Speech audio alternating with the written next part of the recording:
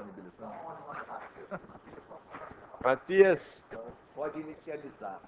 Ok. Pode estar Bom, inicializando. bom dia, pessoal.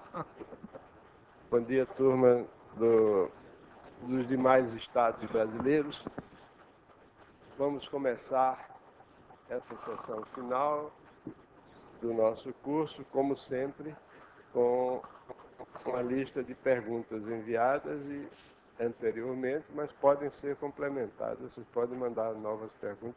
Não sei se vai dar tempo de responder tudo, mas vamos fazer o possível.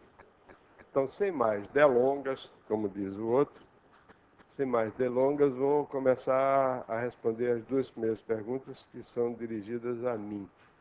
Tem uma que é difícil, a primeira é assim, do Jamerson aqui, né, nosso colega.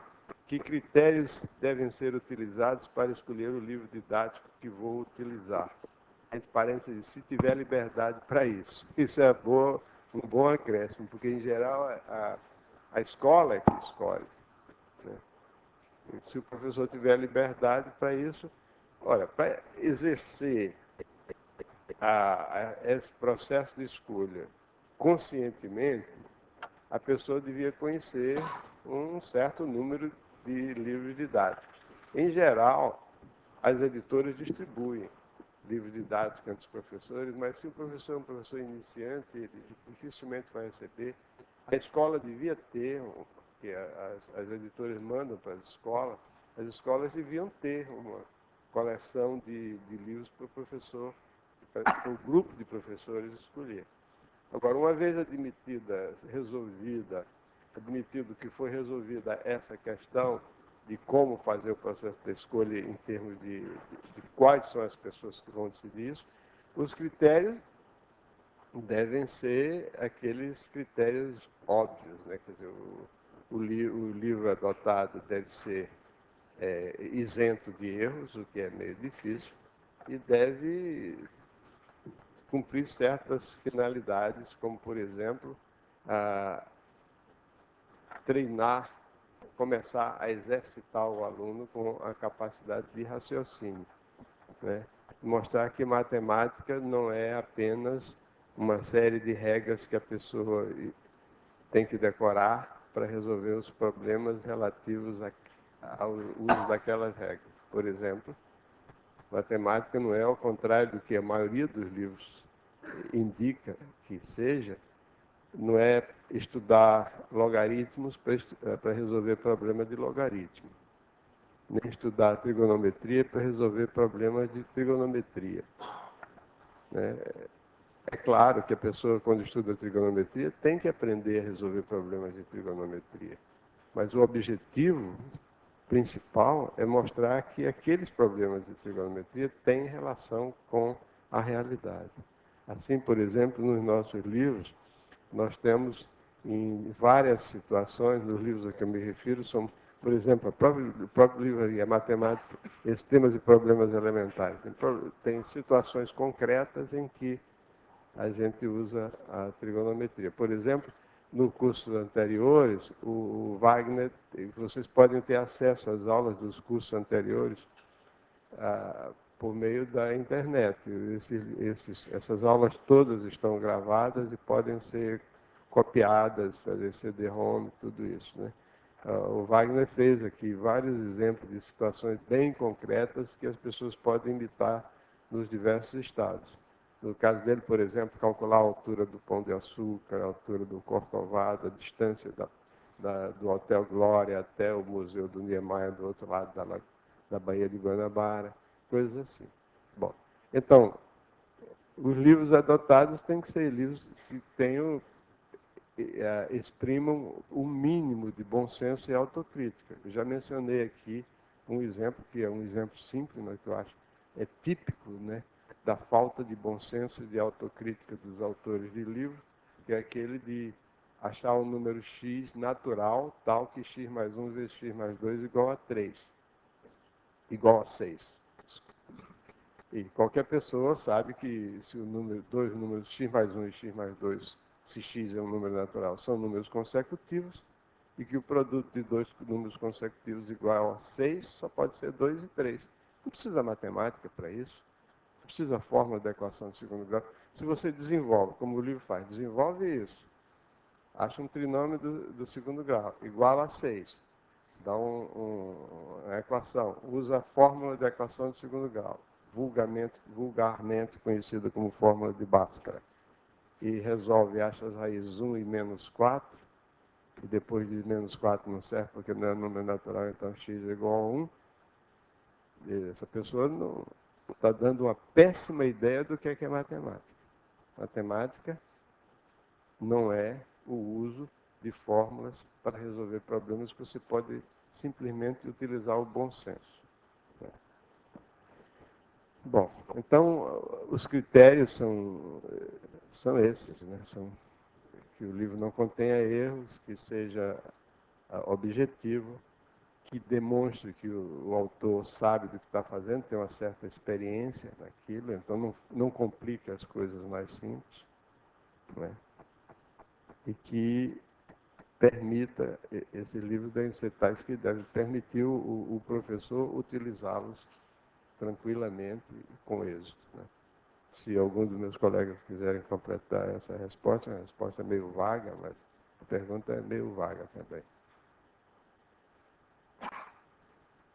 Vou comentar sobre o exame de texto, já que está disponível na internet.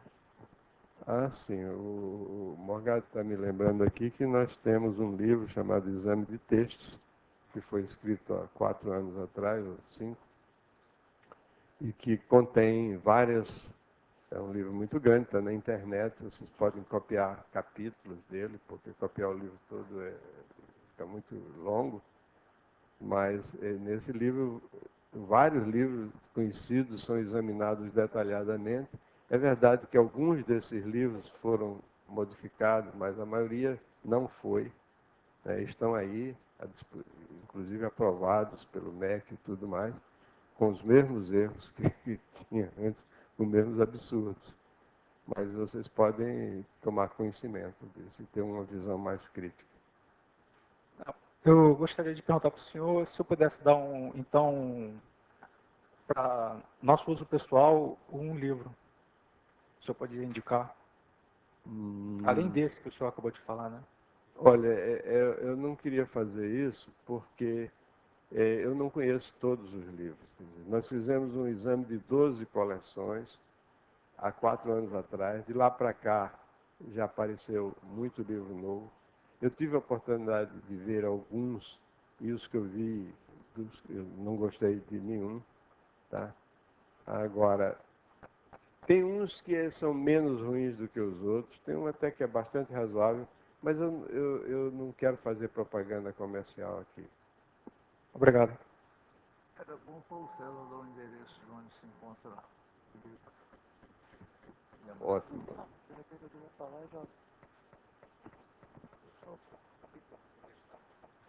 Enquanto o Paulo César vai dar o endereço eletrônico do site onde estão as críticas do livro, eu queria dizer o seguinte. Quando nós escrevemos esse livro, Exame de Textos, o qual contém análise detalhada dos livros de 12 coleções de livros, e essa análise não se limita a dizer que tal, em vez de X é Y ali, mas repetidas vezes a gente discorre sobre as qualidades de um bom livro-texto e o significado dos assuntos que são tratados no ensino médio. Naquela época em que nós escrevemos isso, o MEC não fazia a avaliação de livros para o ensino médio. Por quê? Porque eles não distribuíam livros gratuitos de ensino médio para as escolas públicas. O MEC tinha feito isso só para o ensino fundamental, porque o MEC distribuía gratuitamente livros para as escolas públicas, no ensino fundamental.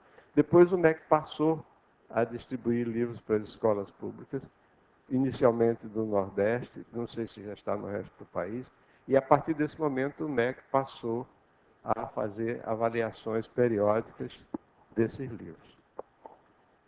Bom, e quando isso aconteceu, eu vi que a gente precisava fazer novamente um estudo dos livros, porque tinham aparecido novos livros, inclusive queríamos fazer o estudo dos livros que tinham sido aprovados pelo MEC.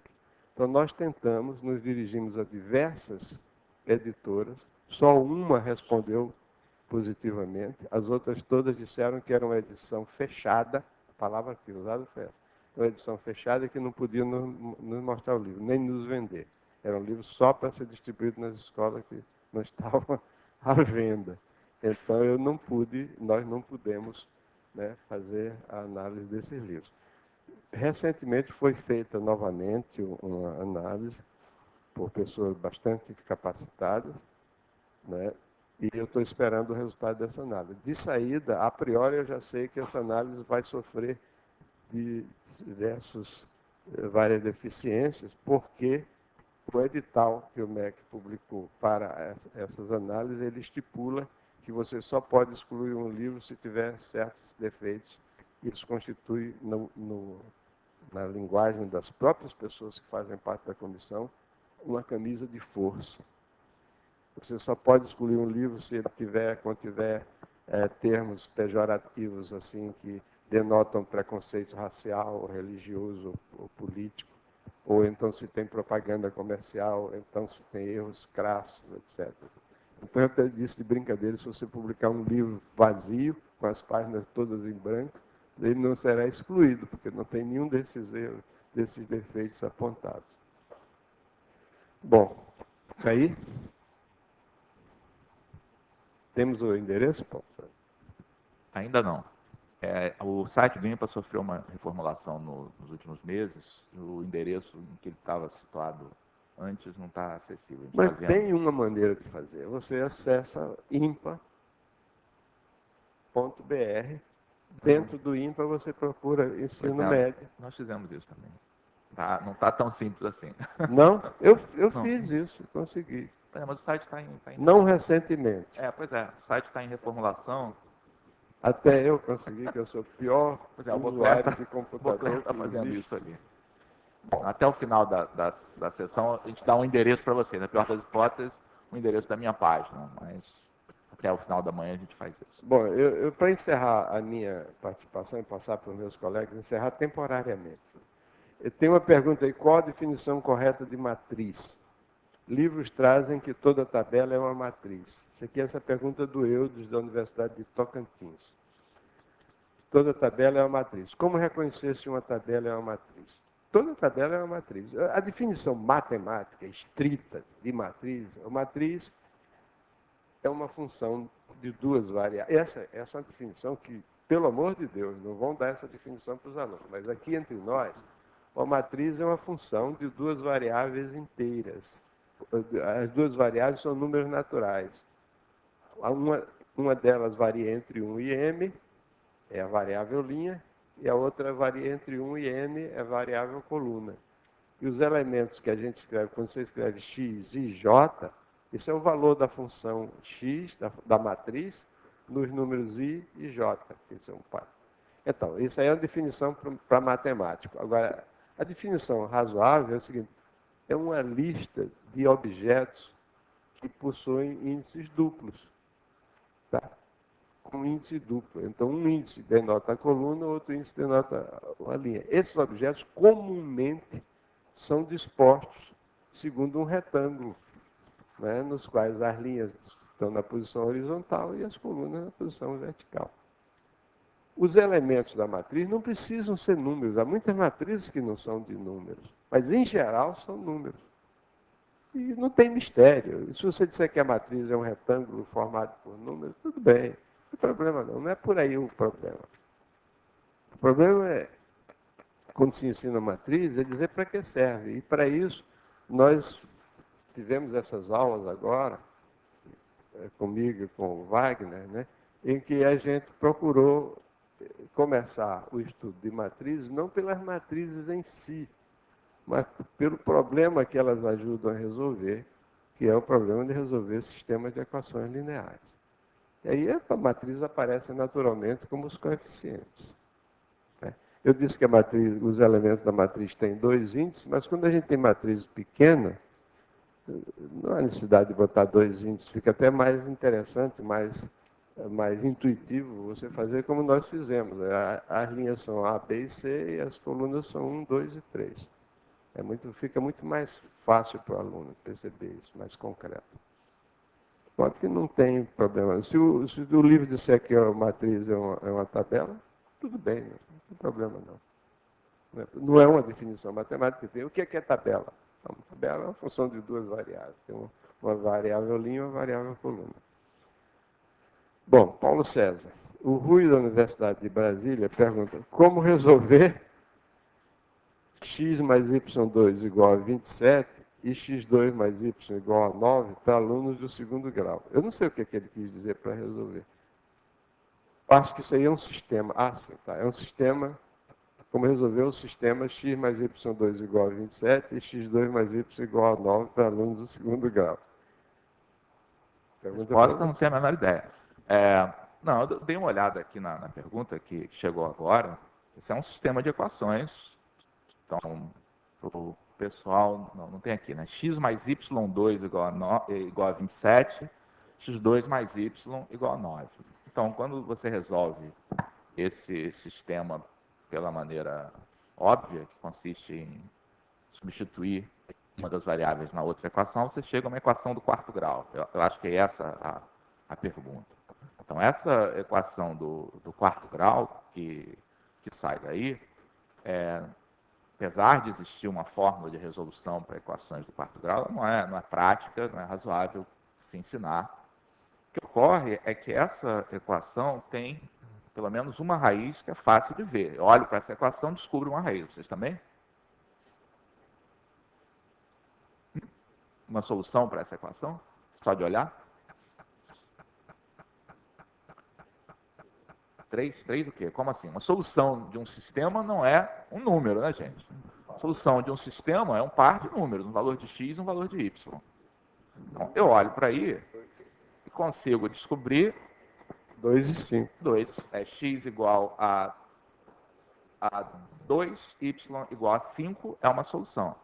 Então, com isso, da equação do quarto grau, você consegue eliminar pelo menos uma raiz, baixar para o terceiro grau. É possível que daí a gente perceba a existência de outras raízes, mas acho que esse é o tratamento adequado para um aluno do segundo grau. Mas se você realmente precisar de obter as soluções disso numericamente, você pega uma calculadora gráfica e escreve o gráfico das funções, né? Escreve x igual a função x como função de y, escreve y como função de x, os dois gráficos, quando eles se intersectarem, você tem as soluções. Nesse sentido, esse é até um problema interessante para você tratar com aluno do ensino médio, se você for discutir, que é uma coisa interessante, não teve tempo de fazer aqui, mas está no livro, os processos de resolução que são de fato usados na prática para resolver equações polinomiais, equações algébricas. Tem uma das perguntas aqui, como é que se resolve uma equação do terceiro grau ou de grau superior? Então, na prática, quando você vai resolver uma equação polinomial de grau superior ao segundo, mesmo no caso do terceiro grau que existe uma fórmula de resolução, o processo que de fato se usa é o processo numérico de resolução. E aí não faz diferença, ou não faz muita diferença o grau, e essa discussão tem no final do capítulo 6 aí do livro. A gente pode até fazer mais tarde, aí, preparar esse exemplo, acabar de resolver. Eu assim não tinha visto isso antes, mas de cara eu introduzia mais duas incógnitas, o y2 e o x2. Aí ficava com duas equações, com 4 incógnitas. Complicava mais as coisas. Bom, Paulo César, qual a diferença entre polinômio e função polinomial? Devemos dizer raízes do polinômio ou raízes da função polinomial? Do ponto de vista estrito a respeito de terminologia, em algumas situações é melhor a gente, em vez de falar de raízes de função, então está no conceito de função, para distinguir a ideia algébrica da ideia da análise, do cálculo, talvez seja um pouco melhor falar em zeros da função polinomial, do ponto de vista de análise da função de RR e raízes do polinômio. Aliás, a raiz do polinômio também não está 100%, está 90% certo. Porque a raiz do polinômio significa raiz de uma equação. O polinômio também tem zero. Raiz da equação P de x igual a zero. Mas eu acho que isso não é uma distinção que a gente deva, por exemplo, Fazer cavalo de batalha. Fazer cavalo de batalha, ou tirar ponto do aluno porque ele fala uma coisa Não, dessa. todo mundo sabe o que ele quis dizer. Não tem muito problema. Agora, existe uma diferença entre polinômio e função polinomial. Nós discutimos ligeiramente isso na aula de terça-feira, e são entes que vivem em parte da matemática, que se comunicam, é claro, mas tem métodos diferentes de trabalho. Quer dizer, um polinômio é uma entidade algébrica, então um polinômio essencialmente é caracterizado pela forma como você opera com eles através dos coeficientes.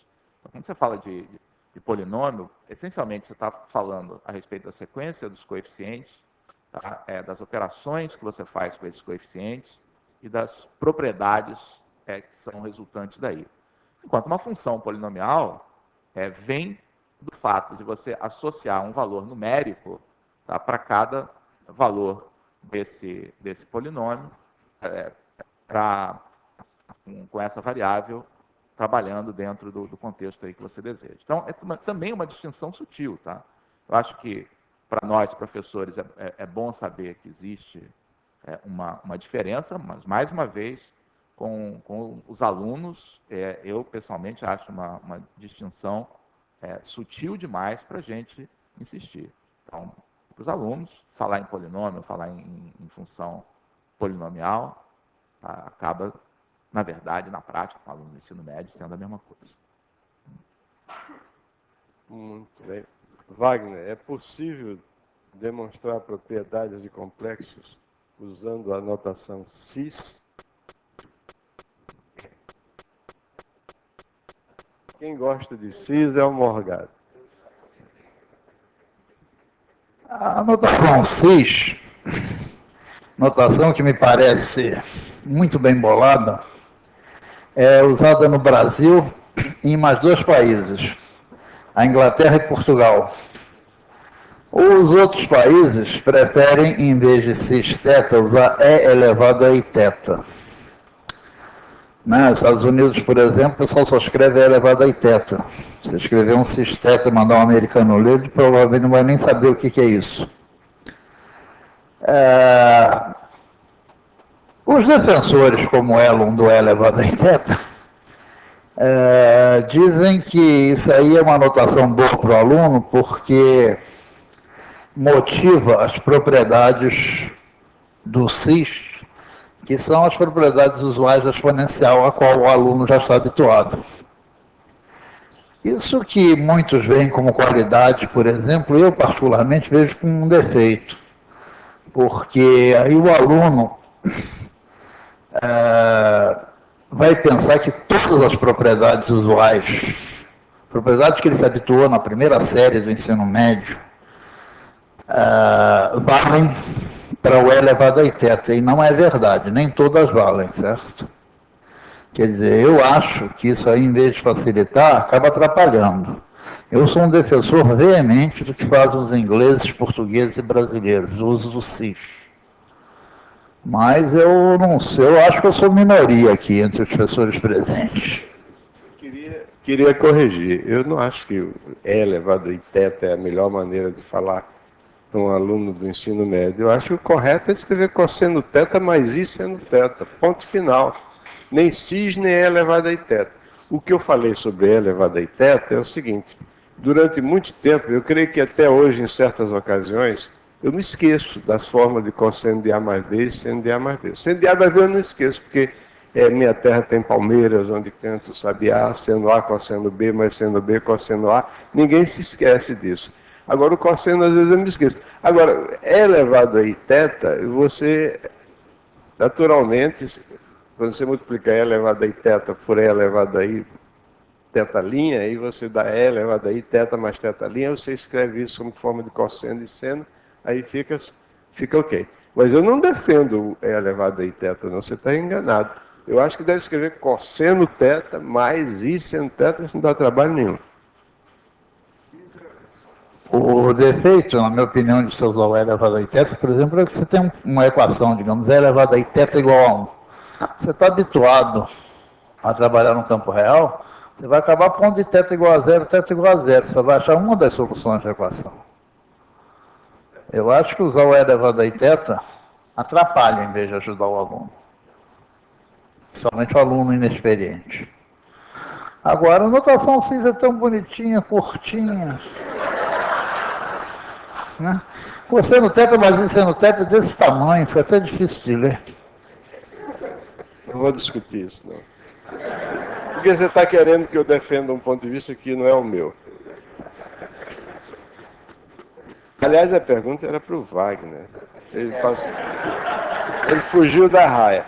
A outra pergunta é para mim. Será produzido o Rodolfo, da Unicamp, assim, será produzido um livro com a resposta dos 3 volumes que usamos? Adorei essa pergunta porque me dá a oportunidade de eu massacrar os meus colegas. Porque eu já fiz a minha parte. Eu também.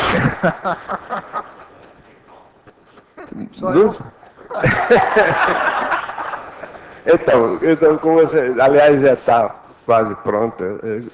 Esse livro vai sair dentro de algumas semanas. Elon, e por que o senhor, tá bom? O Salles, da Universidade de Mato Grosso do Sul. Por que o senhor usa letra minúscula para representar matrizes, enquanto que os outros autores usam maiúsculo? É o seguinte, eu sempre usei letra maiúscula.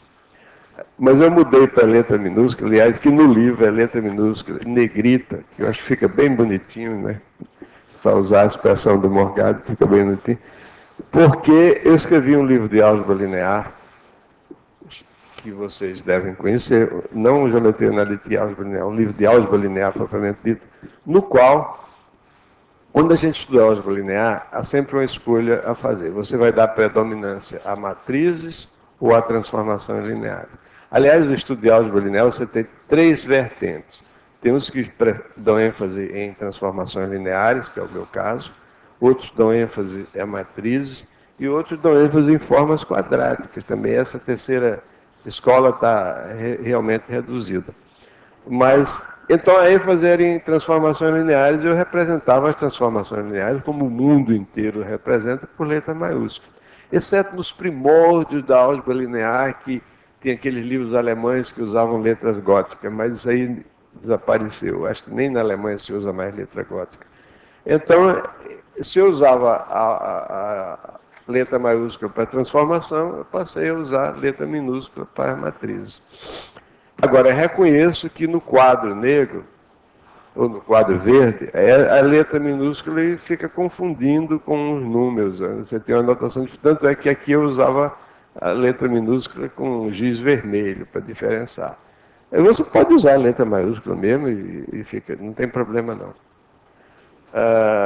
Morgado, como podemos associar o estudo dos números complexos com o cotidiano do aluno do ensino médio? É que o Paulo César respondeu essa pergunta.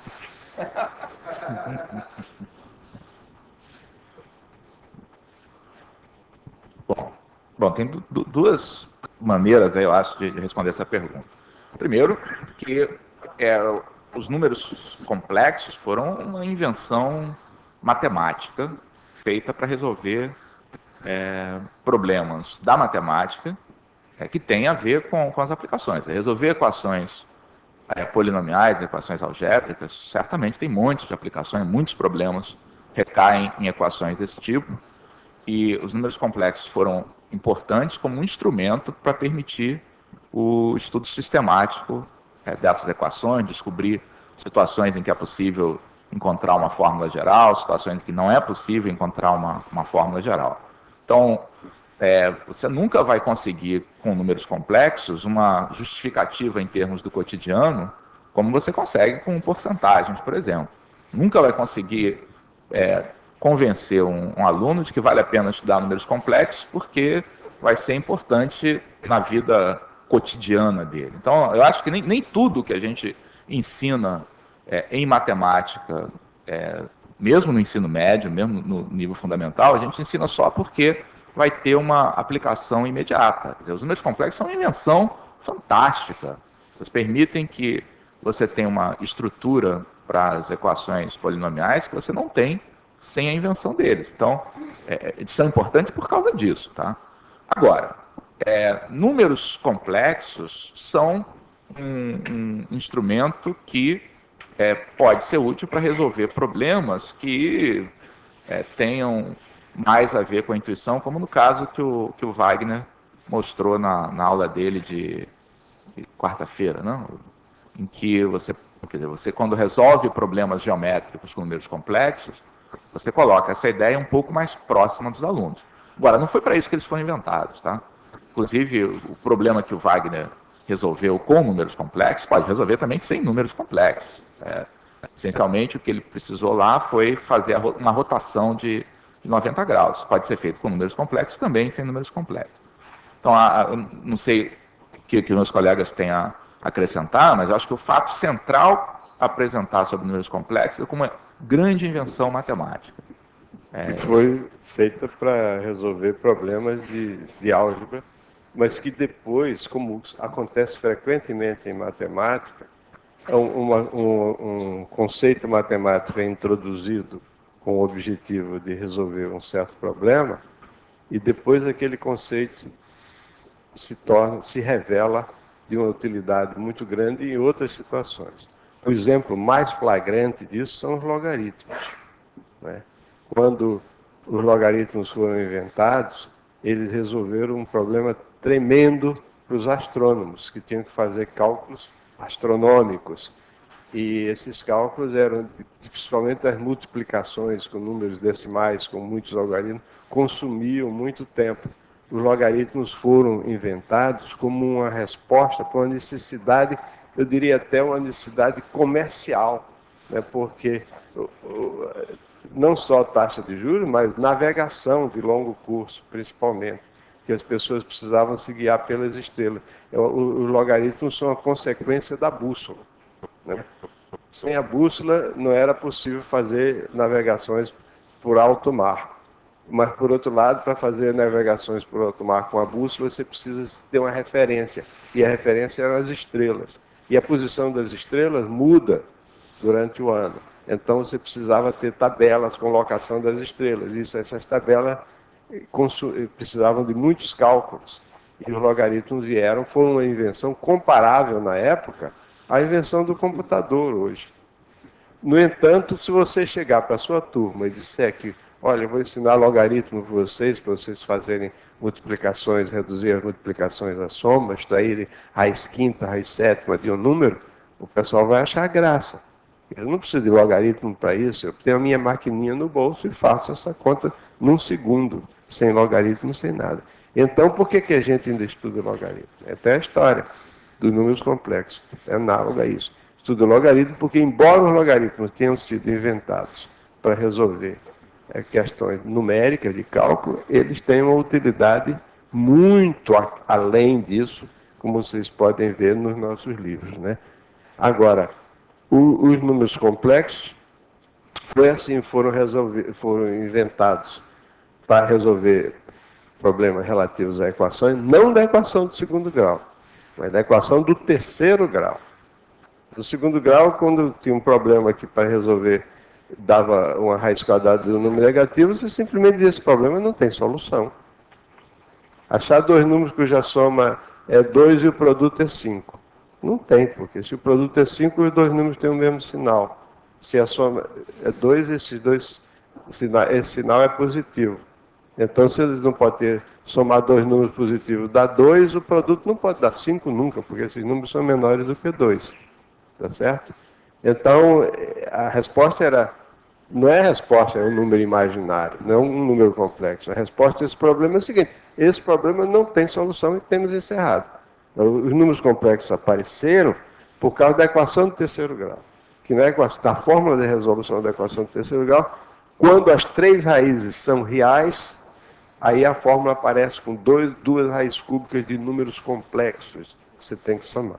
Aí você tem que entender números complexos. E duas raízes cúbicas, dentro do radical, do sinal do radical, apareciam raízes quadradas de números negativos. Aí eles foram obrigados a estudar os números complexos. Depois os números complexos se revelaram úteis, inclusive na geometria analítica plana, porque você tem uma operação, uma multiplicação, principalmente a adição não, você já tinha, você soma vetor, mas tem uma multiplicação muito interessante do ponto de vista geométrico. Multiplicar por I é uma rotação de 90 graus, multiplicar por um cosseno θ mais I seno θ é uma rotação de θ graus, ou radiano, você. Então, bom. Tá. Queria fazer um comentário ainda. Queria fazer um pequeno comentário. Eu sou talvez um pouco discordante das opiniões gerais. Eu acho, primeiro, que esse ensino médio igual para todos os alunos, isso, na minha opinião, isso é uma maluquice, certo? Nenhum tipo de diferenciação. Quer dizer, a matemática você ensina para o cara que vai fazer engenharia, mesmo que vai fazer direito. Isso, na minha opinião, é uma maluquice. Mas, já que esse é o padrão, eu jamais incluiria números complexos no programa do ensino médio.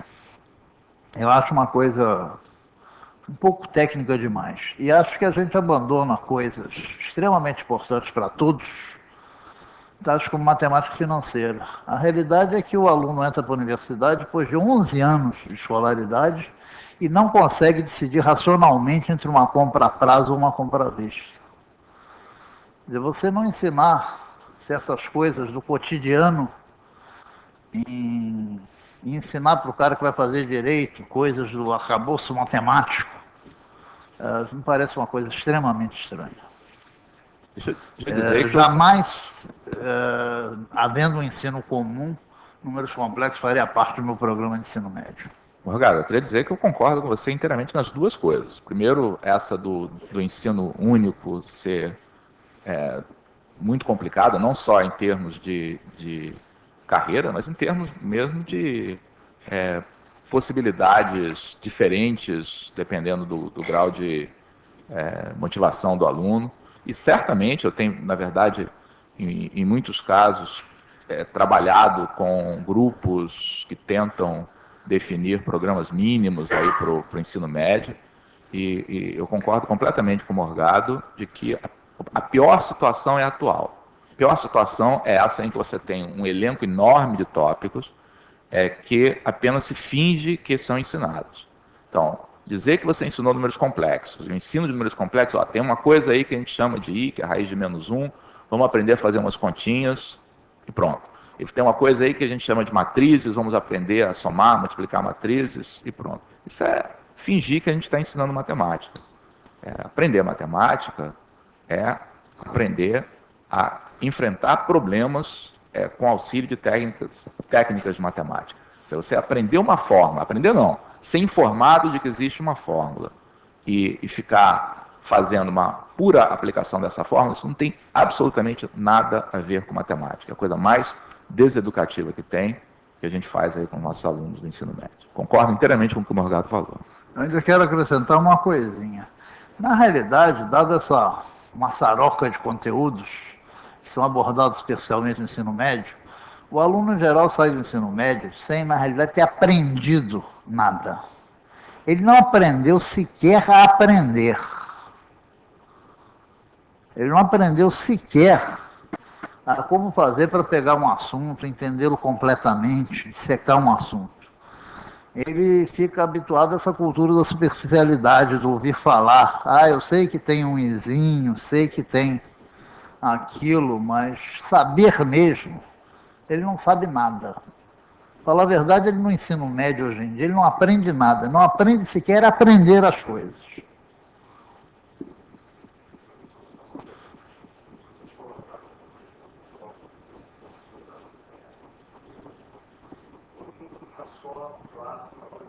Você vai ter que usar o microfone para o pessoal dos outros estados poder saber o que você está falando. Dá um pulinho rapidamente aqui, por favor.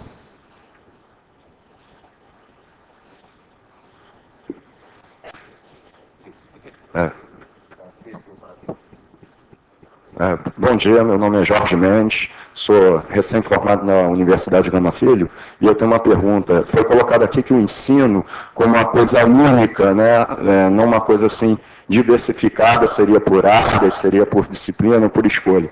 Eu gostaria de fazer a seguinte pergunta. Um aluno que entra no ensino médio, ele tem uma faixa de etária entre 14 e 15 anos, como seria feita essa distinção para que ele escolhesse, para que ele pudesse apreender o assunto, quer dizer, não apenas aprender, mas aprender como se fosse não, para sempre, né?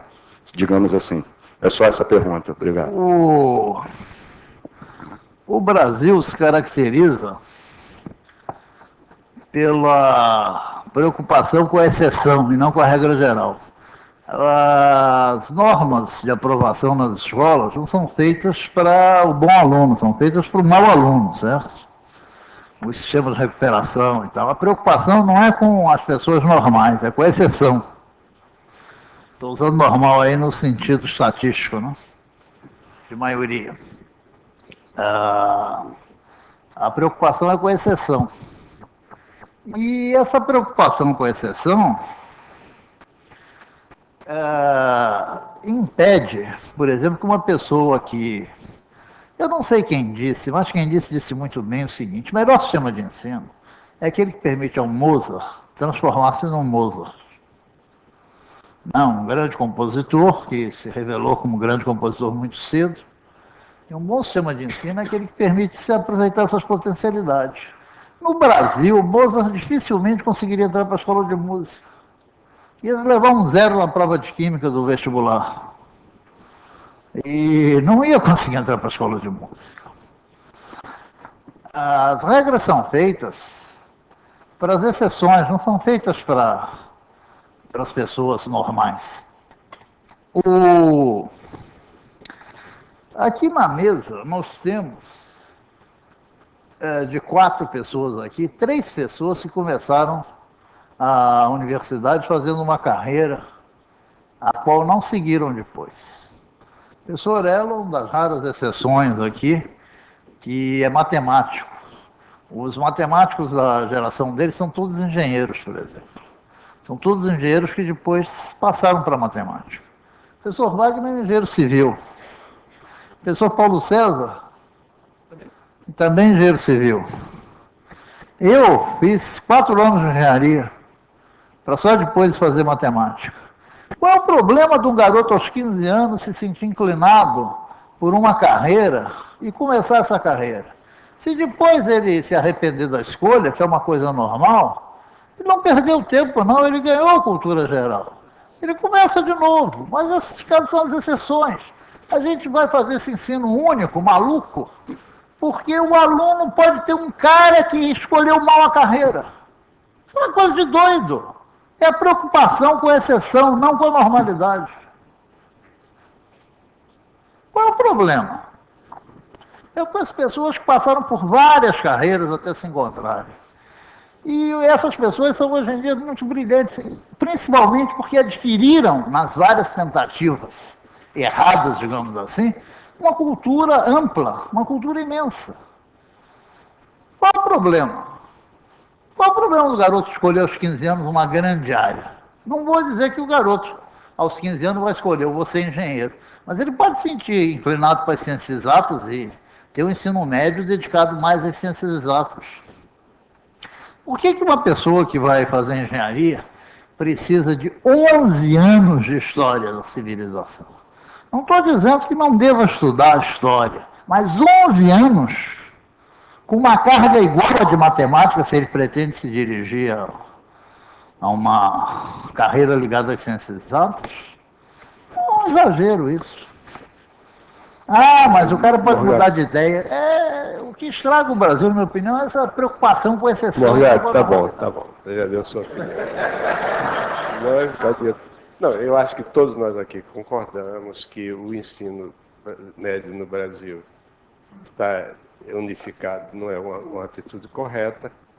E, por outro lado, você não tem que ser maniqueísta. Você não pode passar de um extremo para o outro, existem soluções mais adequadas. O outro extremo, é o extremo que ele mencionou, de um ensino médio em que cada carreira e um ensino médio diferente. Não é bem assim. Eu acho que dois casos, eu inclusive já contei aqui várias vezes, eu fui membro do Conselho Nacional de Educação e pedi demissão porque eu vi que não conseguia convencer ninguém a fazer as coisas como eu gostaria que fosse feita, né? O ensino técnico profissional, conforme estabelecido por lei, obriga que a pessoa que vai fazer o ensino profissionalizante faça ou concomitantemente ou anteriormente tenha feito o ensino médio normal. Eu acho isso um absurdo. Mas não vamos ficar discutindo aqui essas coisas, porque isso a gente ficaria a manhã toda falando sobre isso. Tá. Bom, a gente tem um banco grande de perguntas e continuam a chegar. Então, rapidamente, chegou uma pergunta do Tiago, do Ceará, de como é que resolve essa equação que ele manda aqui, que eu vou passar para você, hein? Então, ele diz, como é que resolve isso aqui?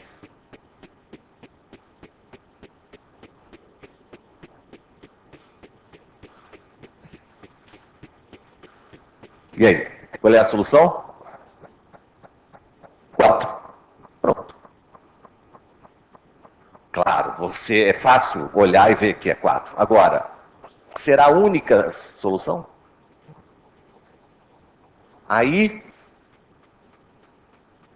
você escreve, por exemplo, assim.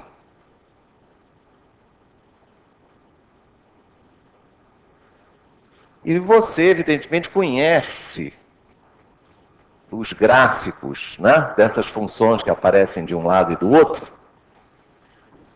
Raiz quadrada e uma parábola com a concavidade voltada para baixo, né?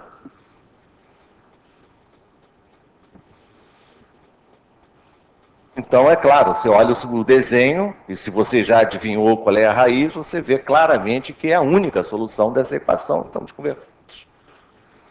Ele estava, sinto, né, preocupado em querer fazer as contas. Não vai conseguir resolver fazendo as contas. Você possa usar a mesma coisa para esse problema aqui. Posso fazer uma observação? Ah, sim, pois é, exato. São duas parábolas. Posso fazer uma observação? Sim.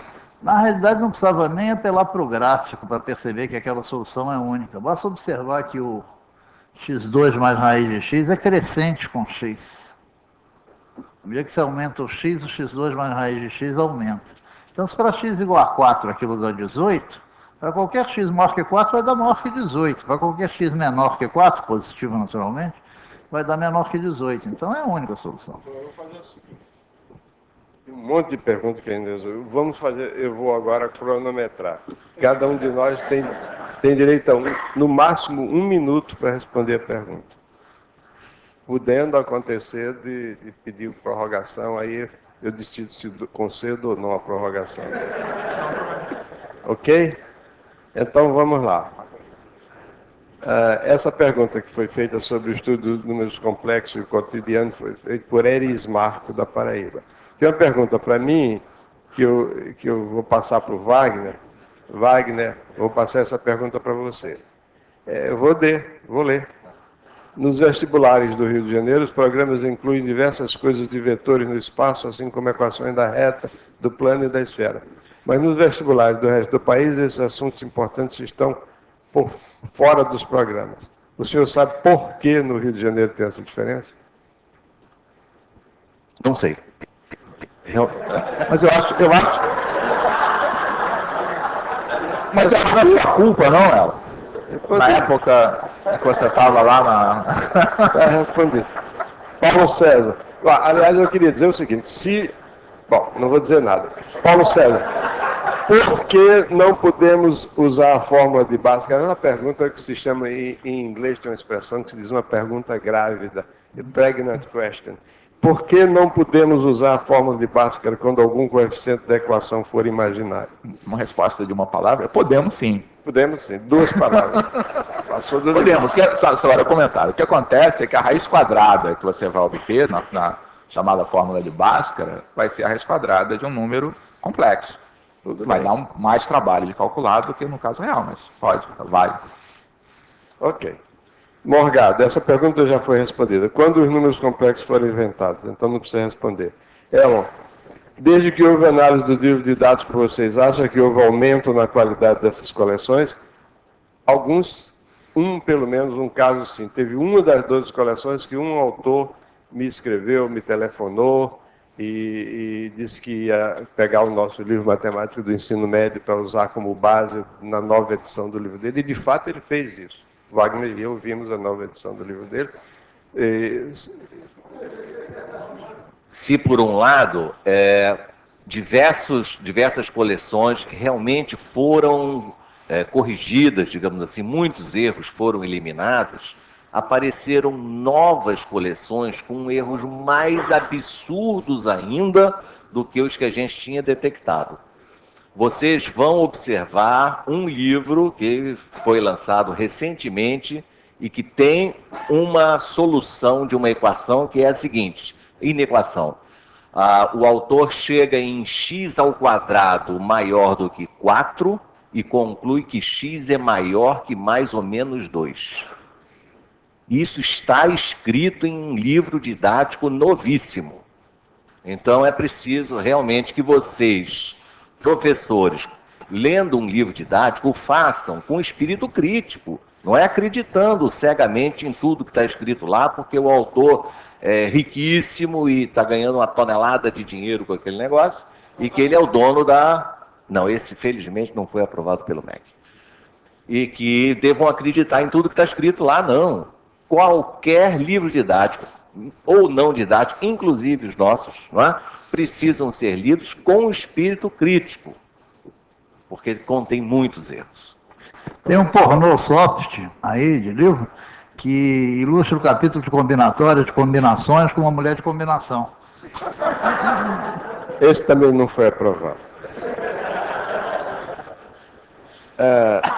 Então a resposta é isso. Pelo menos um livro melhorou, os demais se melhoraram. E pelo menos um livro ficou igual. Então isso é o que eu posso dizer. Pelo menos um livro melhorou e pelo menos um livro ficou igual. Wagner, as fórmulas de números complexos da forma trigonométrica são conhecidas como fórmula de Moivre. Alguma razão pela qual você não usou esse nome? Não. Não. O livro tem, e não é de Moivre, não, é de Moivre. Agora, está no livro, enfim, é porque eu não cheguei a escrever a fórmula da raiz indiciene de número complexo, por isso eu não comentei, mas Moivre realmente foi o precursor, grande descobridor, digamos assim, dos números complexos. Muito bem, Paulo César, pode explicar do ponto de vista geométrico por que a soma das raízes de xn igual a é zero? Desculpe. Essa foi perguntada pela Maria Alice Gravina, professora da Universidade Federal do Rio Grande do Sul. Bom, as raízes de x elevado a n igual a formam, conforme a gente viu ontem, formam os vértices de um polígono regular. Então, quando você está somando essas raízes, você está somando vetores dispostos segundo os vértices de um polígono regular. Não é muito difícil a gente se convencer de que essa soma tem que ser zero. Agora, no caso par, como o Wagner está lembrando aqui, é óbvio porque a cada raiz vai ter a sua simétrica que vai cancelar. No caso ímpar, hein, Alan, você vê aí uma... No caso ímpar, você dá uma rotação. Você dá uma rotação e, por um lado, se você tem a soma das... Desenha aí, Wagner. Soma 5 raízes. Você tem 5 raízes que formam digamos assim, os raios do polígono regular, os raios da circunferência circunscrita ao polígono regular. Então esses N vetores, a soma dele é zero pelo seguinte, porque se você der uma rotação de ângulo 72 graus, né, que é o ângulo do caso de 5, né, no caso geral é 360 sobre n, se você der uma rotação, é claro que o vetor soma deve sofrer a mesma rotação. Por outro lado, por um lado, né, se você soma n vetores, você faz uma rotação em todos eles, a soma vai receber a mesma rotação, como a gente vê geometricamente, por causa da definição de soma como diagonal de um paralelogramo. Então, por outro lado, se você der uma rotação de 72 graus desses 5 vetores, você vai obter os mesmos vetores, só que em ordem diferente. O que era o primeiro passa a ser o segundo passa a ser o terceiro passa a ser o quarto passa a ser o quinto e o quinto passa a ser o primeiro. Então, se por um lado devia sofrer o resultado, a soma devia sofrer uma rotação de 72 graus, e por outro lado não sofre nada porque era zero. É o único número complexo, é o único vetor que rodado de 72 graus não muda. Ok? Isso é uma forma de ver. Aí tem uma pergunta para mim, do Nivaldo, do Maranhão: por que não existe determinante de matrizes não quadradas? Olha, porque não dá para fazer a definição, copiar a definição. Mas no caso de matriz não quadrada, existem os substitutos para o determinante. Um é você multiplicar a matriz pela sua transposta, aí você fica com uma matriz quadrada, e aí você extrai, essa matriz quadrada vai ter determinante positivo, porque é uma matriz positiva, produto dela por assimétrica, e aí você extrai a raiz quadrada disso, você pode chamar isso de determinante, se você quiser. Mas simplesmente não existe, porque o sistema que tem um número diferente de equações e de incógnita não é determinado. Isso aí é uma resposta para garoto. Como o nome é determinante, é para aplicar em sistema determinado. Mas isso é um substituto. Multiplica a matriz pela sua transporte e extrai a raiz quadrada. Não. Mas tem que multiplicar do jeito certo, porque se você multiplicar do jeito errado, vai dar zero sempre o determinante. Outra pergunta aqui do Tomires. Tomires é um nome que serve tanto para homem como para mulher, né? Então eu não sei se é um senhor ou uma senhora. Os autores dos livros da Universidade Federal da Paraíba. Os autores dos livros didáticos recentes têm evitado os exercícios repetitivos. Você acha disso? Bom, eu estudei cálculo por um livro, que era um livro do Granville, que tinha o mesmo exercício repetido 200 vezes, só mudava os dados, e eles achavam naquela época que isso era bom, ajuda a entender. Eu acho que uma certa repetição pequena é boa. Isso quando a gente estuda piano, né, Wagner? Se você não repetir as escalas, você não vai aprender piano nunca. Muito bem, aqui nós temos um grande pianista aqui ao meu lado. Paulo César. A Maria Alice Gravina, do Rio Grande do Sul, pergunta o seguinte: os professores não perguntam, ela simplesmente afirma, então isso não é uma pergunta. Os professores não sabem explicar por que a soma algébrica dos números complexos coincide com a soma geométrica. Eu imagino que ela quis fazer uma pergunta. Você sabe por quê? Bom, essa pergunta, na verdade, já apareceu aqui, e a gente disse que era por causa da soma de vetores. Que soma de complexos se comporta como soma de vetores, já que a soma é feita coordenada por coordenada. Achamos que tínhamos respondido, mas talvez a dúvida esteja aí. Tá? Por que quando você tem dois vetores para somar, como esses dois aqui, que a sua soma em coordenadas corresponde a somar as coordenadas do mesmo nome? Imagino que seja essa a pergunta. E a resposta a isso é só interpretar a definição geométrica, né? Então, como é que você soma dois vetores? Você tem que transladar a extremidade do segmento que está representando o primeiro vetor pelo segundo. Então, somar geometricamente significa fazer isso. O Wagner até chegou a fazer esse desenho aqui na aula dele. Então, o que vai acontecer com as coordenadas desse vetor soma? Basta. O que acontece aqui para mostrar que esse vetor vai aparecer naquela posição. Então, o que vai acontecer com as coordenadas do vetor soma? Vamos olhar, por exemplo, para a abscissa dele. Então, a abscissa desse vetor é formada, quando você projeta aqui no eixo X, de dois segmentos. Então, isso que está aqui é exatamente a primeira coordenada, a primeira componente do primeiro desses vetores. Então, dando nome aqui para ele, se esse é U e esse é V, esse aqui é o X do U. Tá? E o que é esse outro pedaço que está aqui?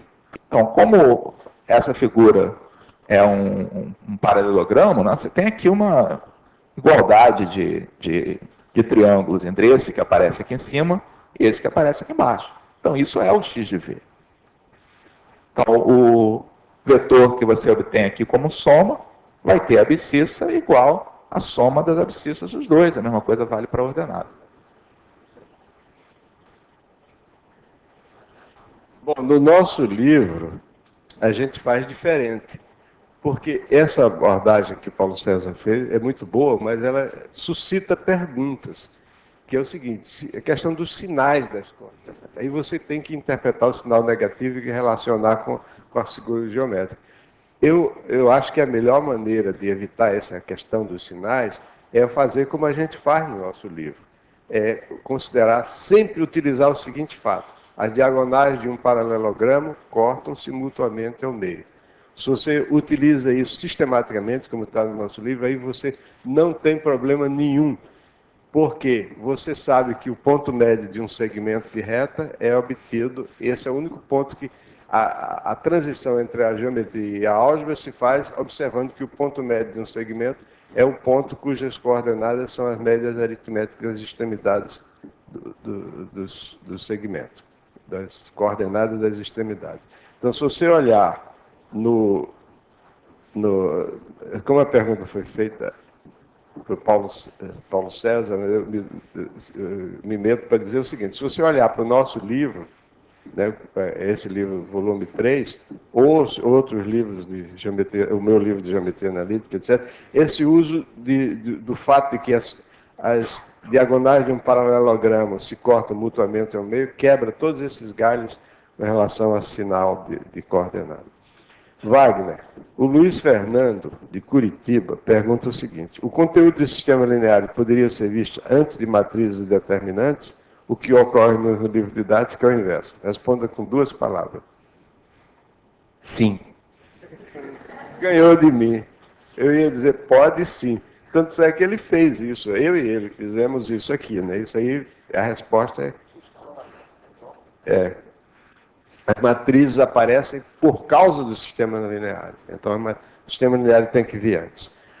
Como Wagner, a Valfrânia de Sergipe pergunta o seguinte, como classificar o sistema linear homogêneo? O sistema linear homogêneo pode ter um número de equações menor do que o de incógnitas? Sim. Mas ela quer o seguinte, ela está pensando, eu acho, aqui no sistema 3x3 homogêneo, não é? Então, o sistema homogêneo, aquele que tem os zeros ali nos termos independentes, não é? Ele, obviamente, nunca é impossível, porque é claro que o 0, 0, 0 satisfaz as 3 equações. Então, descarta. Não é impossível, nunca é. Então, ele só tem 2 possibilidades, não é? Ou ele tem uma única solução, que é o 0, 0, né? No caso em que os 3 planos, então, estão passando na origem, mas aqueles 3 palitos são LI, né? São aqueles vetores linha, ou então eles se cortam segundo uma reta, e ele é indeterminado, né? No caso em que os 3 vetores linha são LD, ou seja, um deles é a combinação linear dos outros. Tá? Impossível não é. Você está descartando o caso óbvio que os 3 planos podem coincidir. Né? Então, bom, esse é um caso muito óbvio. Aí tem outra pergunta aqui para o Wagner. Solução do exercício 2 da página 126. O exercício 2 da página 126, que é o exercício dos corredores A, B e C, aí tem várias perguntas dizendo, não, eu não consegui fazer um sistema linear para resolver. Tem toda a razão. Esse problema foi colocado aí porque ele simplesmente é bonito, mas ele não é uma aplicação de sistemas lineares, realmente. Acaba sendo. Enfim. Mas talvez valha a pena mostrar depois do intervalo. Eles vão... E a gente tem que... Bom, como sempre, né, depois quando termina o curso, a gente distribui as soluções não só dos problemas que foram passados para vocês, mas as soluções de todos os problemas do livro referentes àquele assunto. Tem uma pergunta aqui para o Morgado. Como os números complexos devem ser introduzidos? Já foi respondido. Paulo César, números complexos podem ser definidos a partir de matrizes? Resposta breve, em termos de ensino médio, pode, mas não deve.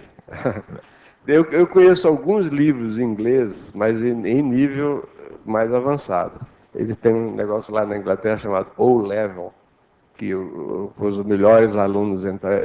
O ensino médio lá, para você entrar, as universidades são classificadas. Isso, você para entrar numa boa universidade, você tem que fazer o O-Level. Aí eles estudam o número complexo por meio de matriz. O número complexo A mais BI é representado pela matriz A, B menos BA. A matriz 2 por 2, você pode fazer tudo com essas matrizes. Se você já estudou matrizes antes, você tem números complexos depois. Bom, tem que dar uma palavrinha, mas só para... Tá bom, então vamos dar uma paradinha de quantos minutos? 20 minutos? 20 minutos. Tá bom.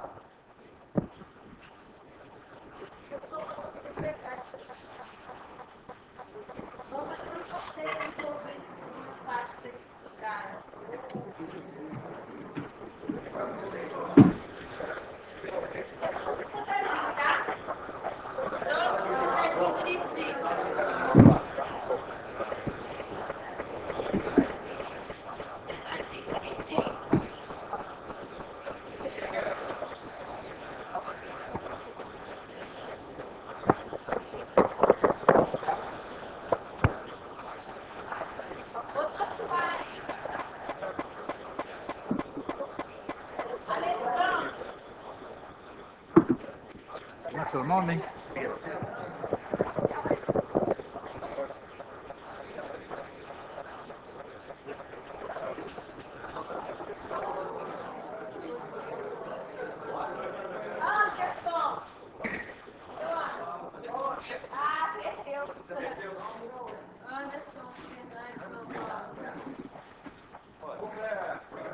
Maria. Leandro! Maria.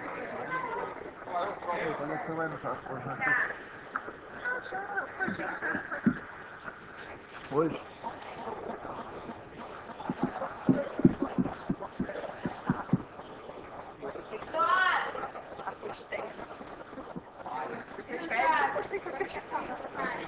Aí eu hoje